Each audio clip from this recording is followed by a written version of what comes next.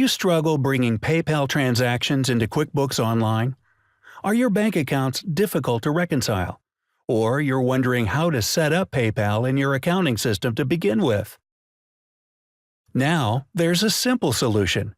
DATAQLICK's PayPal to Accounting organizes all sales and refunds, PayPal fees, shipping, and tax collected during sales, and allows you to post them in your accounting system accurately. Review each transaction before submitting with a single click.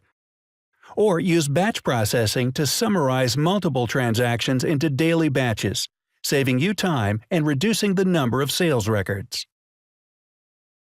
Already bringing sales into your QuickBooks Online and need to enter PayPal fees only? No problem. Choose what to record and how to record it. Payments can be assigned to existing vendors and specific expense accounts, or can be matched up to existing bills and expenses. Eliminate the frustration of redundant transactions. Transfers are processed correctly from one account to another, whether it's your bank or credit card. Best of all, reconciliation is simple and easy.